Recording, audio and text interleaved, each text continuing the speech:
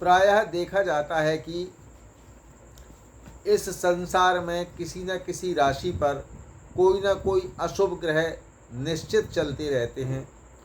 किसी पर महादशा चलती है तो किसी पर अशुभ ग्रह की अंतर्दशा चलती है, किसी पर शनि की साढ़े साती, किसी पर ढैया, किसी पर केतु का प्रभाव, किसी पर राहु का प्रभाव, सूर्य, शुक्र, चंद्र, मंगल, बुध, गुरु, ये सारे ग्रहों का कहीं ना कहीं किसी न किसी राशि वालों के ऊपर कोई ना कोई अनिष्ट प्रभाव निश्चित रहता है।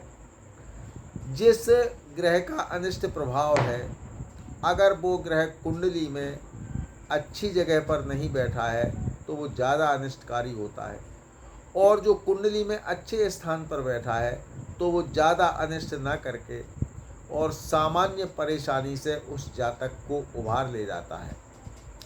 इसके लिए हमारे ज्योतिष शास्त्र ने और हमारे विद्वानों ने एक खोज की है।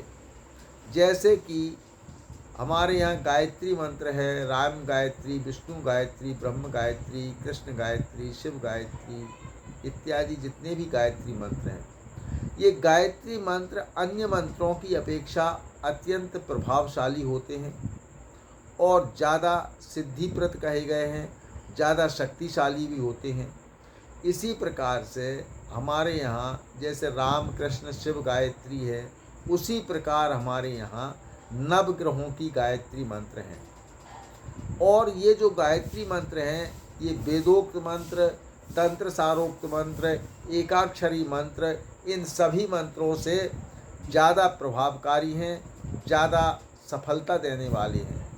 तो मैं आज आपको प्रत्येक ग्रह के गायत्री मंत्रों के बारे में बतला रहा हूँ। जिन सज्जनों की या जिन दर्शनों की जिस ग्रह की परेशानी हो, जिस ग्रह की पीड़ा उनके ऊपर चल रही हो, या जो भी ग्रह अशुभ स्थानों में बैठा हो, जो ग्रह शुभ फल प्रदान नहीं कर रहा हो, तो हमारे दर्शकों से निवेदन है, कृपया वो जिस ग्रह का अशुभ फल कारक ग्रह है उस ग्रह की गायत्री मंत्र का जाप करें। और इस गायत्री मंत्र का एक नियम है, इसको 33 दिन तक लगातार करने पर और इसके निर्धारित संख्या के मंत्रों का जाप करने पर मैं समझता हूँ उस ग्रह से प्राप्त की हुई परेशानी तत्काल नष्ट हो जाती है। ऐसा शास्त्र का भी मत है, हमारे सनातन का भी मत है, ऋषि मुनियों और ज्योतिषाचार्यों का भी मत है कि उन ग्रहों की उतनी संख्या में गायत्री मंत्र का जाप करने पर आपको ग्रहजन्य परेशानी तत्काल छोड़ देगी और आपको शुभ फल प्राप्त होने लगेगा। तो ये गायत्री मंत्र मैं आपको बता रहा हूँ।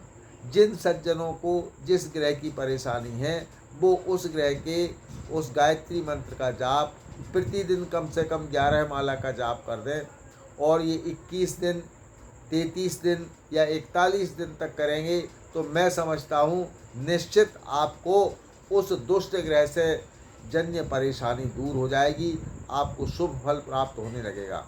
तो सबसे पहले मैं आपको सूर्य गायत्री बता रहा हूँ। ये सूर्य गायत्री है, ओम आदित्याय विद्महे भास्कराय धीमहि तन्नः सूर्य प्रचोदयात्। ये भगवान सूर्य की गायत्री मंत्र है।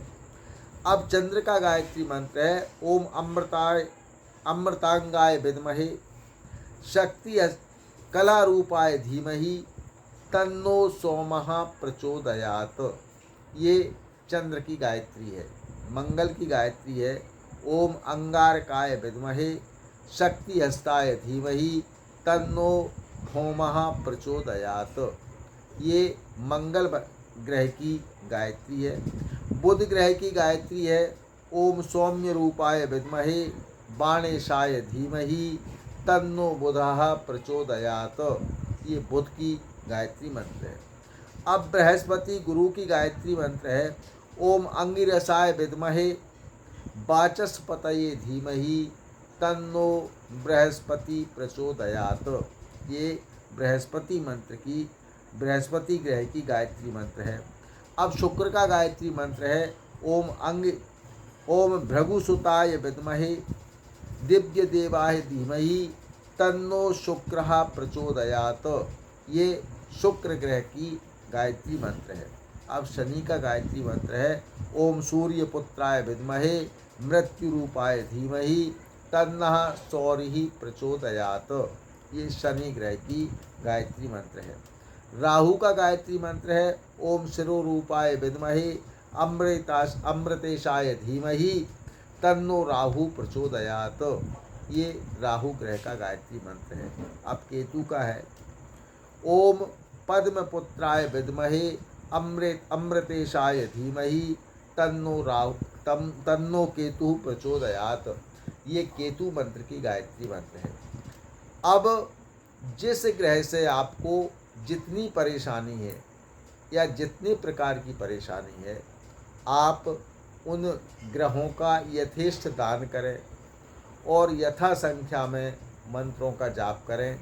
जैसे कि सूर्य का 11,000 मंत्र जाप होता है, चंद्र का भी 11,000 होता है, मंगल का 17,000 होता है, बुध का 21,000 होता है, गुरु का 21,000 होता है, शुक्र का 31,000 होता है, शनि का 31,000 होता है और राहु का 27,000 होता है, केतु का 11,000 होता है। तो इतनी संख्या में ये जाप कर लें आप।